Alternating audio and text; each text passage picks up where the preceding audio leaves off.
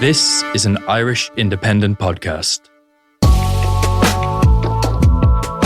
Welcome, everyone. Happy Monday, Ronan Mullen. Welcome back. Hi, Joe. Your little sojourn last week. Oh, yeah. Taking remote working to a new level. You really are. Are we allowed to say where you go? Yeah. Okay. You go to lovely Munich. Yep. 1 week out of the month. That's the plan, yeah. What's going down in Munich these days? That's my significant other half. That's where she resides at the moment. Okay.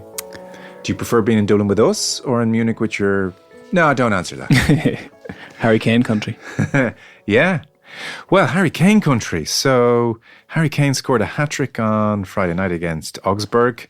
One of the goals is just amazing. It's a in-swinging cross and Kane is going to get there before the keeper. And instead of trying to steer towards goal, he arches his leg, head height really, in the air and just points his little toe back towards himself and controls the ball and then just nods it in with his head. Keeper's gone. Amazing goal. So that means with his hat-trick, he in just 43 games has scored 50 goals in the Bundesliga, which means he has comfortably beaten the previous record to 50 held by Erling Haaland, of course, who took a pathetic 50 games to score 50 goals for Dortmund. So Kane has now done it in 43 games. And they're 6 points clear. He's going to win the league. Finally. Oh my goodness. I'm very happy for him at 31 years of age, because even now, even in the overlap, Scholes was whispering across the table on the back of his international window. We're seeing the beginning of the end here for Harry. No, but even that type of goal, I would have thought, with all due respect to Harry Kane, I thought potentially trying to pull off that manoeuvre in a premeditated way, he might rupture himself. But he had a nice, the nimble nature of it was quite impressive. And yeah, against the backdrop of the week, the Paul Scholes comment was kind of fresh in my mind as well when I was watching it. And equally, England looked like a swashbuckling, fluid outfit without him against Greece, and then a little more stodgy against Ireland until the red card. Granted, it was his pass that picked the whole thing open.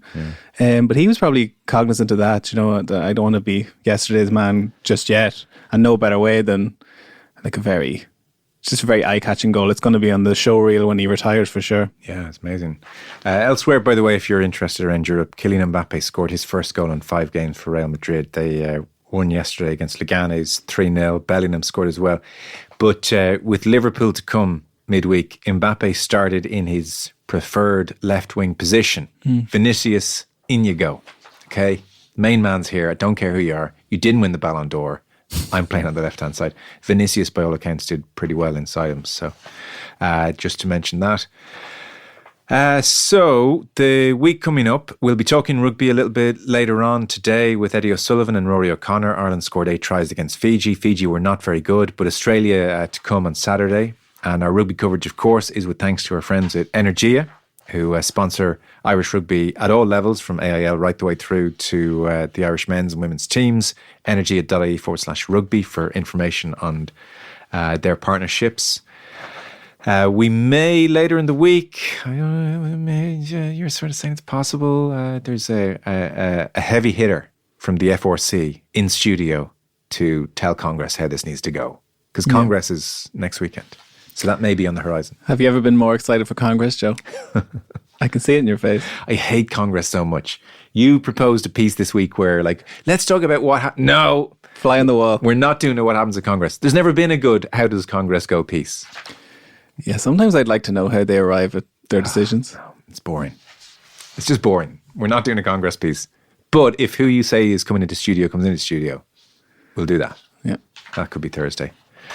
Anything else on the horizon this week? I feel it's kind of last week it was all very well planned out. This week we're a little bit more, what's going to happen? Yeah, well, I suppose it's obviously make or break. For us. For this podcast as a venture. Obviously, Ireland-Wales towards the end of the week is crucial enough qualifier, but also for Liverpool it feels like a seismic week in the whole shakedown, because they've got Real Madrid, who are kind of ambling along and have seemed to hit the straps again, as you alluded to there. And then Man City, who are not the all-conquering force of yore quite at the moment.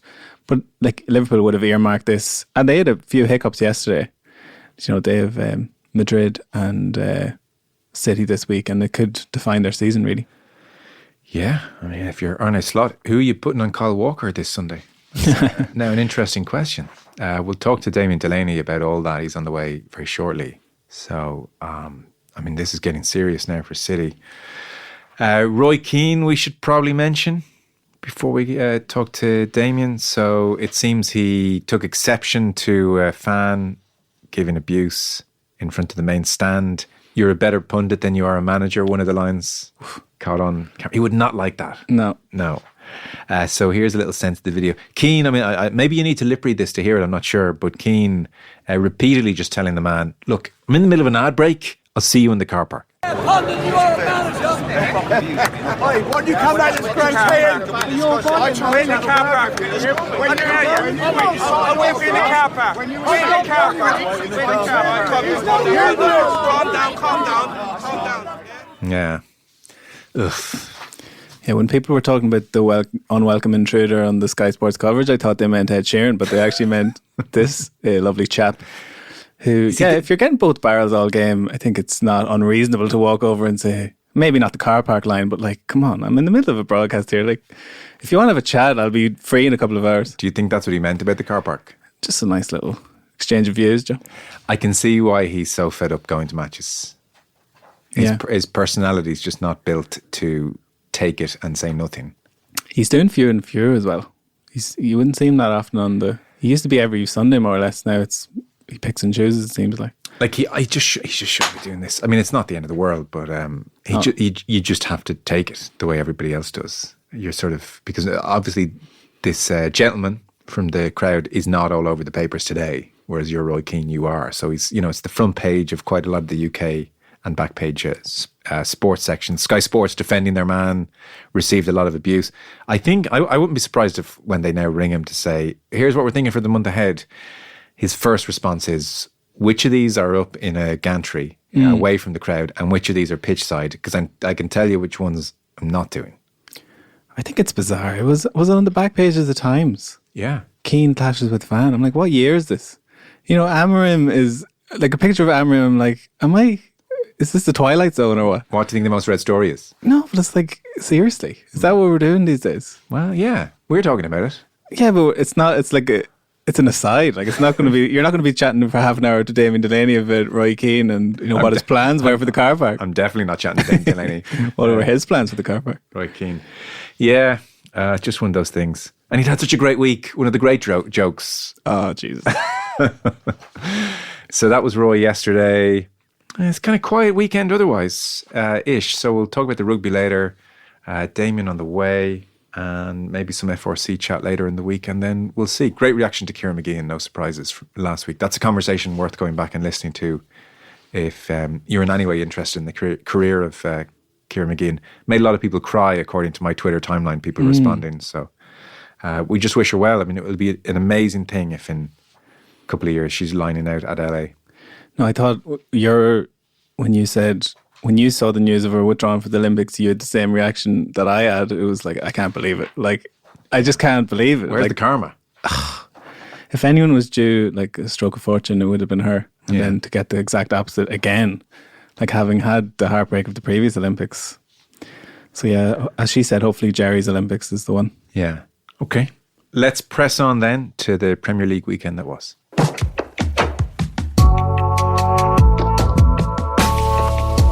So our Premier League weekend as follows. The Pep Guardiola empire is in decline. That was the verdict of Gary Neville. He was watching on as Spurs beat City 4-0. This is now 5 defeats in a row for City. For our league leaders, Liverpool, not for the first time, it was Mo Salah to the rescue on Sunday. 3-2 win away to Southampton, who, by the way, they do enjoy a good kamikaze moment, Southampton. I mean, shooting themselves in the foot repeatedly, but Liverpool get away with the 3 points.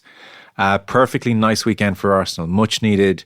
Routine 3-0 win against Nottingham Forest. Saka and Odegaard, very, very good. Both taken off early for a rest, so kind of a perfect afternoon. And you know what? A win For City, maybe slightly unlikely given how we're feeling today, but a win for City against Liverpool next Sunday, and they will feel Arsenal within very reasonable touching distance, all things considered, of both, given it's only December. Chelsea good again away to Leicester, 2-1 win Saturday lunchtime. By Sunday lunchtime, Leicester had sacked Steve Cooper. Gary O'Neill and Wolves finally moving in the right direction, 4-1 win against Fulham. Aston Villa, they play Juventus this week. They drew 2-2 with Palace. And of course, Ipswich Town won, Manchester United won. Ruben Amorim, I think, left in no doubt there are painful times ahead. He said as much afterwards. They have a game Thursday in Europe, and then Everton Sunday, followed by Arsenal just a couple of days later, midweek, Premier League next week. It all means Liverpool are 8 points clear of Manchester City in second. Beat them at Anfield on Sunday. They will be 11 points clear, which borderline feels insurmountable at this stage, uncatchable. And then there are 3 teams who are 9 points off Liverpool as things stand. Chelsea in third, Arsenal fourth, Brighton in fifth. They're all 9 points off, but going very, very well for Liverpool.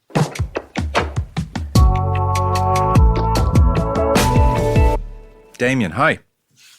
Hey Joe, how's it going? Very well.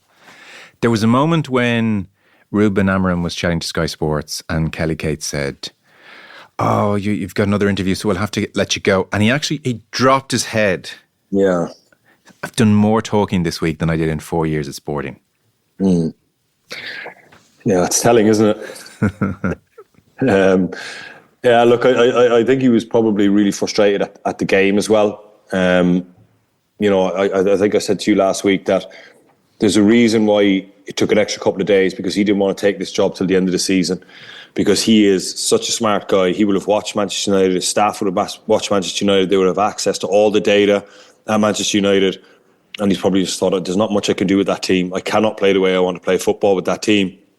Obviously, Man United gave an ultimatum of it's now or never, and he jumped. And it was interesting as well, afterwards, he kept using the phrase, this time next year. And I think he knows that team, that squad, he cannot play the way he wants to play football. He cannot implement his philosophy. So I just hope to God he makes it to this time next year, because you're right, when he dropped head, he looked physically fatigued just by all the circus that goes with this football club. And I think probably the same happened to Erik ten Hag, just got mentally fatigued and just probably was waiting for the sack in the end, Erik ten Hag. And I think by the time he does sort the squad out, he could have aged 10 years during the next 12 months. There's a good chance that's possible. I suppose the difference with him and Ten Hag is Ten Hag, when he was speaking to Dutch television that time, said, well, listen, I can't play the Ajax way with this bunch. Whereas Amorim has sort of said, well, I'm playing the way I want to play regardless. So if people didn't see the game, his back three was Mazraoui, De Ligt and Johnny Evans, and then wing backs Ahmed and Dalot, and then his two-man midfield, Eriksen and Casemiro. I know already you're going to talk about the legs there. I mean, that, as a two-man midfield. And then ahead of them, more centrally than out wide, it was Bruno and Garnacho in behind Rashford leading the line. Yeah. Rashford spat the dummy out last year when Ten Hag dared to play him through the middle, but he was through the middle, obviously, yesterday. And I guess the width is very much meant to come from Ahmed and Dalot. Now, 83 seconds in, that was working just fine. Well, they counter-attacked brilliantly. And that's what, if your two central midfield players can't dominate the ball, the same old thing I said before, your wing-backs are going to get pinned in. And then it becomes a counter-attacking system. And that's pretty much what Manchester United tried to do yesterday, or ended up having to do. And I don't think the manager could tolerate it or stomach it. You know, maybe for a couple of minutes if the opposition are in the ascendancy. But a team like Ipswich at home, who move the ball pretty well, but it's still Ipswich. They're basically made up of championship players who got promoted last year or did well in the championship, and they signed well in that regard. But like, they absolutely ran Manchester United ragged. They won every second ball. They were physically superior. They were sharper. They were hungrier. Their appetite for the game was far more. And I just think that he's now realised the scale or the depth of the problems. He's seen it firsthand. Probably when he's taken the job, he thought to himself, no, maybe we can do something. We can work it. But Johnny Evans playing left side of three centre backs. I mean, in an ideal world with that system, I've said before that you want your wing backs to stay high and stay wide. And that means that the outside centre-backs, so Mazraoui and Evans, have to be comfortable in open space. They have to, when the ball goes wide, they have to be able to slide out and cover a 30 by 30 in a 1v1. Johnny Evans is not comfortable, so he will drift towards De Ligt. You know, he will get his centre midfield players to screen him, and he will probably drag Dalot in as well because he wants comfort around him. I think Mazraoui's tailor-made for that role. You know, he's a high-energy right back essentially, and I think he did well yesterday. Amad Diallo, geez, I mean, do you want him playing right back? Because that's where he played yesterday. I mean, right of a back five. And, you know, he caught out once or twice, which is, you know, going to happen when you have a winger playing at right back. His positioning, his concentration is going to drop at times. You don't want him playing right back. So in an ideal world, he'd say to the wing back, stay high and wide. And then remember a couple of times he said that Johnny Evans has to jump in that space. Yeah. You know, I think he called it the dead space, which is just the pockets essentially is what he's talking about there. But Johnny Evans isn't going to go in there. It was interesting because post-match he referenced Evans and he was saying, you know, the players, they were thinking a lot on the pitch and they were trying to think, where should I be? And he used Evans as an example and he seemed to say, like, Johnny didn't realise he should have pressed up. And I was thinking to myself, I think Johnny did realise it, but he also thought there's not a chance I'm doing it. Back we come, Dalot. Yeah, absolutely. There's no, and that's the problem. Now, what I will say in Amorim's defence is he took off all the players that were causing the problem. Did he? Like the two central midfield players were gone. Johnny Evans was gone and Rashford was gone. I think he sees it. And he's probably sitting there this morning going, how the hell do I fix this? You know, I cannot play this way with these players. So, look, I think that this time next year, by the time he actually gets the squad that he wants, he could just be mentally fatigued and just like worn out from just week after week, twice a week, just going through this. I mean, Ed Sheeran popping up in the interview, he's like, what is this? Like, I cannot be dealing with this. This is not what I signed up for. You know, he had the stuff with that Sky reporter before he even took the job. And then he'd bloody Ed Sheeran gate crash an interview and he's in the middle of it, of giving his post-match. You could see the look on his face, like going... Interesting. So I kind of thought, you know, a different type of personality might think, wow, I have hit the big time. Look at me here. Here's Roy Keane, here's Ed Sheeran, and they might kind of light up and think, this is the showbiz thing that I sort of like. Whereas he was like, oh, this... No, this is not for me. This circus is insane. I want to be on the pitch. I want to be on the pitch with my players. And I think that's where, you know, he said he's going to make a request to the staff at United to not give him interviews. Well, all the best with that, because you're going to have to face up for it. You know, if anything, you're going to get more media requests now. But look, it's going to be a huge job for him. I think he's probably at the stage where he's just got to go nuclear now and just go, right, that's it. I will not go ahead with Johnny Evans, Casemiro, Eriksen, Luke Shaw, Marcus Rashford. I don't know where Bruno Fernandes is going to fit in this system. You know, I think he just has to draw a line under those players that I mentioned. The 3-4-3, I don't see a spot for Bruno Fernandes in this team because he played him kind of in off the right and in a no man's land, really. You know, it's okay for Garnacho. He probably has the ability, the explosiveness to kind of spring out and cause some problems. But Bruno, there's just no position for him right now. Oh, is there not? So why in that position, if Ahmed outside of Bruno is providing the width, why can there not be a world where a Casemiro or an Eriksen slips a little ball to Bruno and he's in a pocket between their back four and midfield and he's you know, a little slide rule pass through for Rashford and causing havoc as a number 10, no? Because that would require incredible amount of discipline to hold his position. That guy does not hold his position. He will just show up in that pocket, realise he can't get the ball, then run off somewhere else to get it. He was better yesterday than he usually is.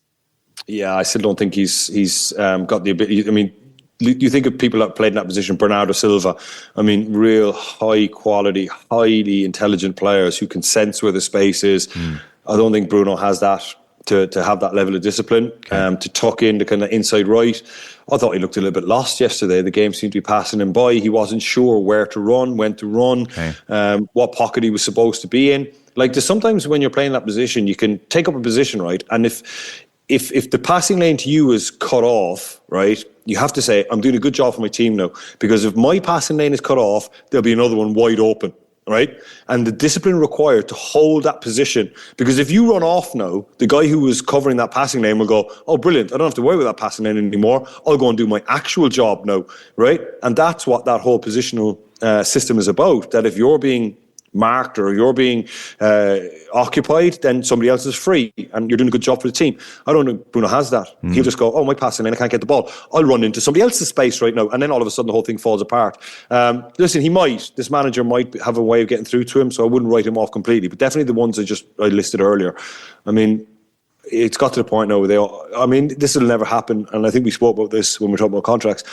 The manager just needs to call them in and say, look guys, I'm really sorry, it's not worked out, it's not you, it's us, we made a catastrophic mistake, but all you guys are available in January, so we suggest that you find a new club, and in the meantime we're going to give you everything to make you feel like a professional, but you guys are going to have to train separate from the group now, and we need to move on. I can't go ahead with this anymore.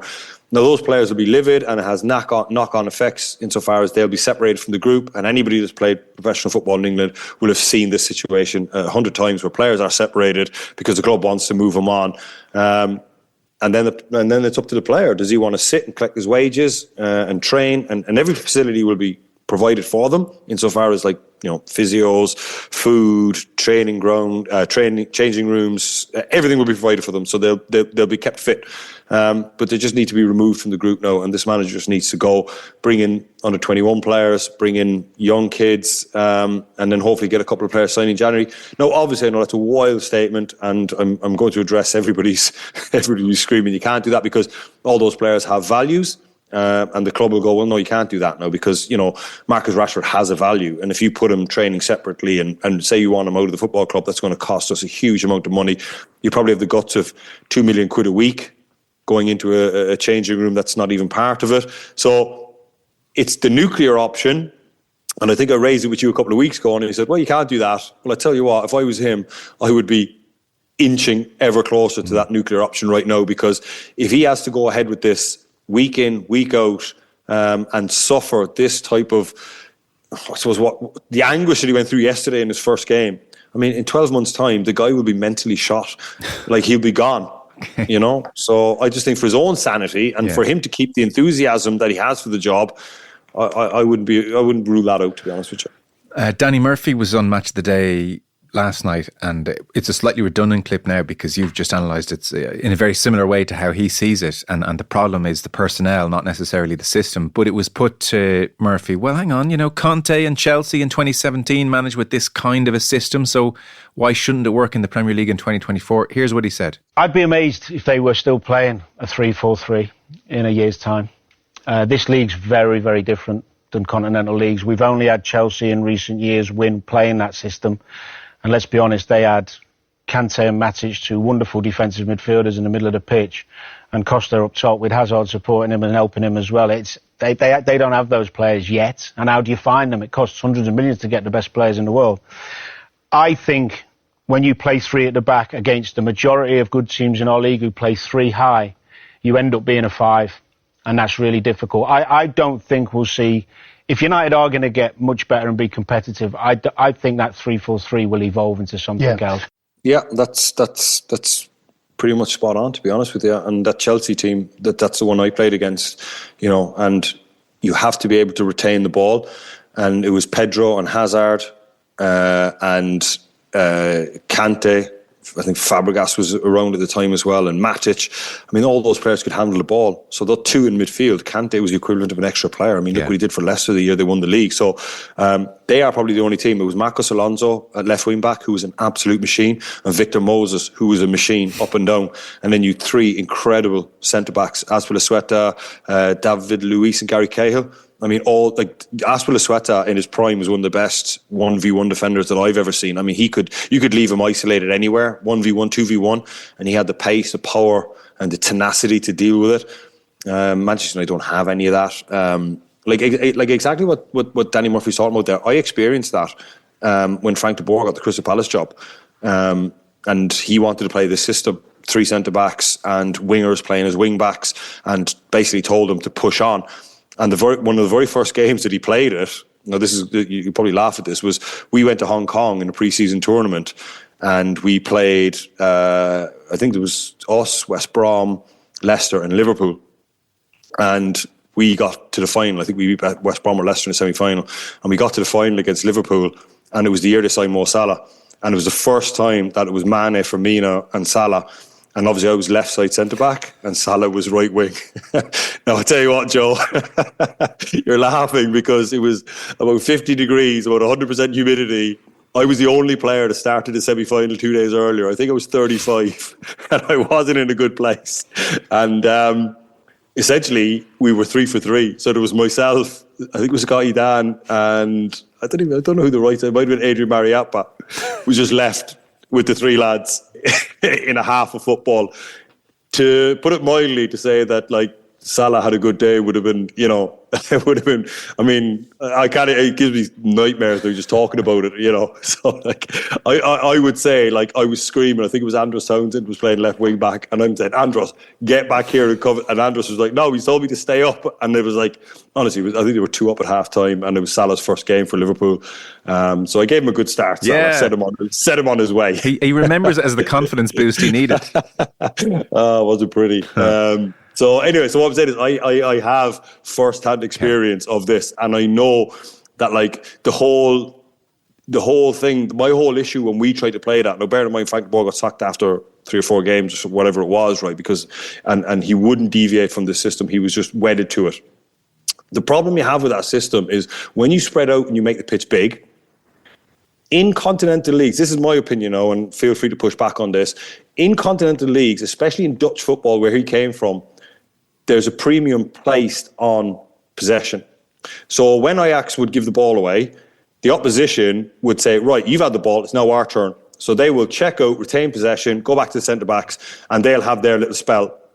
The Premier League is the complete opposite. When the ball changes hands, it's most teams, everything goes for the jugular, right? And that system, when you're spread out and the pitch is made big, when the ball turns over, the spaces are too big. And that's what I found. And I said this to him at the time. I said, when that ball turns over, the gap is too big. Like the 3 of us, the 3 centre-backs are spread across the width of the pitch. That ball is going straight down that inside channel or slung right over my head. And I think he was saying something along the lines of, no, they will get one pass and we'll have the 3 seconds. You recover, the wing-back recovers, the midfield player recovers. And I went, that's 5 seconds. Like, you will not see the light of day. That ball will be spun down the side. Anyway, first game of the season was Huddersfield at home. I think it was Wagner, high-intensity German manager. And I think we got beat 3-0. I didn't play, but we got beat 3-0. And it was just that in a nutshell. Right, so that's the problem that you have with that system, and that's why Ipswich were quite good yesterday. Anyway, that's just a bit of a tangent of my experience of it, and it's just kind of agreeing with what Danny Murphy said there. The Premier League is too high intensity, it's too direct, it's too crazy, really. That's so interesting. Manchester City 0, Spurs 4. I know where this is going. I have no idea where this is going. Come on, I just want to play you something. Punditry's a cruel mistress. It's just a cruel world. Have a listen. Well, you just mentioned Arsenal being done there. I'm on the verge of being done with Ange, to be honest with you. Oh no! And his high line and his funny formations and his intricate things. I don't know. Make it stop, Joe. Go on. You talk some amount of shit, don't you? I'm rebuying all my Ange stock. I sold it low and I'm buying it back high. That's just like, this is how not to do it. But you know, you may well win the war on that one. So I'm just enjoying my little moment. Yeah. No, as soon as I saw that, I saw that result. I was just like, oh, here we go. Joe's going to have a field day with this after what I said. I do remember everything that I say. So, look, they did well. Really, really well. City are in a tough place at the minute, and they absolutely ruthlessly dismantled City. Keeper made some good saves, but they were good. And I think that's probably what I think is a problem with Ange. Is like when they're good, and when they're bad, they're bad. Yeah. And I think when that system clicks into gear and the way he plays it, when they get the upper hand and they get flowing, it's very, very good. But if someone stifles it, or someone... maybe they're not quite at it, or the opposition set up in a way where they can't really do what they want to do, then there's no real plan B with them. They can't adjust in mid-game. That's what I see with them. And they can be turned over quite easy. So, look, he's doing well, Ange, in fairness. I will concede I was probably a bit harsh last week when I said that I'd sold all my stock in Ange. I'm rebuying it. Well, it's more expensive to buy it back now. Yeah, exactly. They were without Romero and Van de Vel. We'll come to City. City are obviously the story, but just one thing on Postecoglou. I do think he's had a kind of moment where he's clocked how to set up this team, because when they played West Ham just a couple of weeks ago, it was 1-1 at half-time, and that day he had a midfield of Basuma, Kulusevski and Maddison centrally. and it was 1-1 half-time, and he took off Maddison and he put Sarr on. And so Sarr and Basuma together sort of ran all over West Ham, and Kulusevski had a good game as well. And afterwards, Ange was asked about the substitution, and he said, look, we just needed more running power. And whether it's going to be Kulusevski centrally or not, it was Maddison obviously on Saturday. I think he's now looking at Basuma and Sarr and saying, we need that kind of beef, that running ability. Yeah. And by the way, they're both really good players as well, but obviously they've got the legs. So I kind of feel like he's starting to figure out certain things and make them a little bit tougher to beat. That'd be that's fair. Hopeful. That's fair. And then look, like injuries obviously play a huge part, you know, in terms of players being missing and stuff. And can he readjust? Can he find a way of winning games when he hasn't got either Basuma or Sarr, when he does have to play players centrally? So that's what I'm talking about. That's where the inconsistencies come from. You know, if he has his first 11, they're all fit, firing and in form, then it's a pretty good Spurs team. But it's when they don't have that, where's the plan B? And I think I said that to you last week or a couple of weeks ago when they got beat. Yeah. So go on. Well, look, I don't really want to talk about Spurs. I only brought them up to play the clip back. So let's move on to the actual situation here. Unbeaten in 52 home games and then beaten 4-0. Rodri on the pitch waving his Ballon d'Or pre-game. There's a moment where Haaland turns to him and says, come on, play. You know, and it's more than just a joke, I think. It's like a desperation. So they'd Walker, Stones, Nakanji, Garvidal, Gundogan and Bernardo Silva is there too in midfield. Foden ahead of them. Rico Lewis one wing, Savino the other, and then Haaland up front. Like people are pointing just to the energy in the team more than anything. Yeah, like I mean, they're still creating chances. I mean, the Sporting Lisbon game, you know, they weren't that bad. No. They could have had a couple more, and you know, so it was fine. But it just seems to be how quick the toll goes in at the moment. And I think the players just seem a little bit low, maybe a little bit full of self-pity, maybe a little bit like Rodri's missing. You know, they've been going hammer and tongs for 4 or 5 years. You know, yes, they've added some good players. Yes, they've tried to regenerate the squad. You know, the re-signing of Gundogan was almost in desperation. You know, they let him go and they brought him back. There's a reason they let him go. I have to say, he looked actually overweight. Not just old yesterday, but I thought overweight trying to run back at 34. Yeah, and I think that's telling in itself because, you know, they let him go. And Barcelona didn't really put up a fight, okay? And then all of a sudden it's like, oh my God, we're in trouble. We didn't get what we want. Let's bring him back, you know? And it's almost nostalgia is bringing him back. So that's almost kind of a figure of the issues that they're having. Yeah. And I just think since Rodri's gone out of the team, a couple of things have gone against him, and it just seemed to be full of self-pity, a little bit of like feeling sorry for themselves. And Pep needs to figure that out. This is where he needs to earn his corn now. We all talk about what a great manager he is. And he has been faced with these situations. Well, maybe not when you look statistically in terms of the amount of games he's lost. It was 5 in a row, first time that's ever happened to him. Yeah. You know, shipping goals in a huge way. So he's the one now that's got to motivate the players. He's got to come in, pick them up off the floor, get them concentrated, get them re-engaged, and get them moving in the right direction. Klopp has that in the locker, if you know what I mean. He had that kind of larger-than-life personality. You know, could inspire. You know, I don't know. It'd be interesting to see if Pep has that almost Churchillian speech for the players to get them going again. It'd be interesting to see, but they do look way off at the moment. I'm sure they will get their going. I tell you one thing that was really interesting, Joe, was Kyle Walker. Well, yeah, what do you think? So initially Son and then Timo Werner. And this is Walker who, like, when you think of the last 2-3 years, it was like him and Mbappe in the World Cup was its own massive subplot, and they had a good gallop at one stage, and he did fine. And Vinicius Junior in Champions League, it's I'll take care of him. But there was Bournemouth already this year, where he's kind of exposed, and I know Timo Werner's fresh off the bench, but it was just so like it was like a wow moment of he just burned him. I think for him as well. I think that was. I mean, every player has that moment where they just go, "Oh my God." He took his position. You know, when he defends, because he's so quick, he'd be quite arrogant with his positioning. He can just go on then, I dare you. And anyone that pushes it, but I promise you, he took the position. He almost slowed down to stop Werner going inside. So he almost gave Werner a yard, right? So he said, right, you're going down the line. There's no way you're coming inside. And I dare you, push it down the line and we'll have a race. Come on then. And he's done that for 12 years, I'd say, in terms of what he's doing. But I'd say when Werner pushed it and he looked for that gear and it wasn't there, I mean, every player, you ask any player that's finished, we all have that moment where we go, oh my God, that's never happened to me before. And I think that was Kyle Walker's. I think that was the moment where he must just go, oh my goodness, I can't do that anymore now. I've got to give myself a yard. and now players can cut inside, and that's why those battles against Vinicius and Mbappe and all those top players were amazing. But the end comes quick, because I think last season he was, we were all, I remember a couple of times in amazement going, geez, that guy's been at it so long. Yeah. He's at the age that he is, and he still has that turn of pace. But I tell you what, man, it falls off quick. And this is the point that I always made with Mo Salah and his contract. Like, the end comes quick. And I think if you gave, I know I'm going a bit off topic here, but I think it ties in. But like, if you go and give Mo Salah the 3 or the 4 year deal on the money that he's in, I promise you, the end comes in a matter of weeks, right? Where Mo Salah will have that moment as well, where he will just, I don't know when it'll be, but when he will just make that sprint and all of a sudden it's just not there. And he can't get to the positions that he's getting into currently. Those balls over the top where he turned Alex McCarthy at the weekend, that one just skips away from him and goes into Alex McCarthy's arms. He will have that moment.